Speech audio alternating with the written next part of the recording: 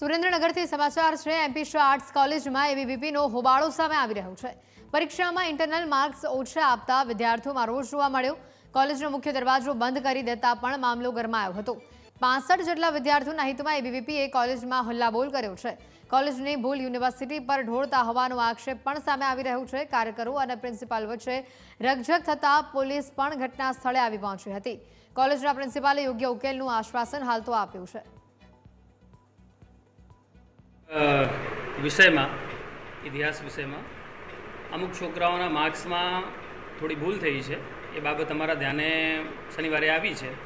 એટલે અમે બે વિકલ્પો છે। એક તો યુનિવર્સિટીને અમારા લેબલમાં જાણ કરીને જો એના માર્ક્સ સુધરી જાય તો એ તાત્કાલિક પ્રયત્નો કરીશું। અધરવાઇઝ જે બીજો વિકલ્પ છે કે એમના ઇન્ટરનલના માર્ક્સ બીજા રીતે કંઈ સુધારી શકાય તો એ પણ વિકલ્પ અમે શોધીશું।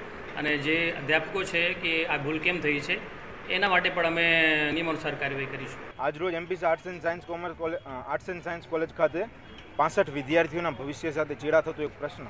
65 વિદ્યાર્થીઓના ઇન્ટરનલ માર્ક યુનિવર્સિટીના રિઝલ્ટની અંદર ખોટા મુકાયેલા અને કોલેજની અઠવાડિયાની અંદર 65 વિદ્યાર્થીઓએ રજૂઆત કરેલી લેખિતમાં કે ભાઈ આ પ્રશ્ન છે, તો કોલેજના પ્રાધ્યાપકોએ એની પર કંઈ એક્શન ના લેતા 4 મહિના પછી જ્યારે રિઝલ્ટ આવે છે ત્યારે કોલેજના પ્રાધ્યાપકોનું એવું માનવું છે કે હવે એ લોકોને રીચેકિંગના ફોર્મ ભરવાના જે યુનિવર્સિટી ખાતે ભરાય છે। યુનિવર્સિટી ખાતે રીચેકિંગના ફોર્મ ભરીને એ લોકોને એમના માર્ક્સ ઇન્ટરનલ માર્ક્સ સુધારવા હતા। જ્યારે આ પૂરેપૂરો પ્રશ્ન કોલેજના પ્રાધ્યાપકોની ભૂલ છે। આની અંદર સંપૂર્ણ જવાબદારી કોલેજના પ્રાધ્યાપકોની છે। ઇન્ટરનલ માર્ક્સ ખોટા મૂકવા, એ વિષય આગળ સુધી ના પહોંચાડવો અને એ બધો જ ઢોળે છે વિદ્યાર્થીઓ માથે। સાથે સાથે વિદ્યાર્થીઓને બીવડાવવામાં આવે છે કે વિદ્યાર્થી પરિષદ સાથે જો તમે ઊભા રહેશો તો તમને ફેલ થશો, આમ થશે તેમ થશે, એવી બધી બીવડાવણીઓ બતાવવામાં આવે છે પ્રાધ્યાપકો દ્વારા। તો વિદ્યાર્થી પરિષદની સ્પષ્ટ માંગણી એટલી છે કે વિદ્યાર્થીઓનો જે પ્રશ્ન છે એ સોલ્વ થવો જોઈએ। યુનિવર્સિટી ખાતે કોઈ પણ પ્રશ્નનું નિરાકરણ આવવું જોઈએ અને સાથે સાથે જે પ્રાધ્યાપકોની ભૂલ છે એમની ઉપર લીગલ એક્શન લેવામાં આવે।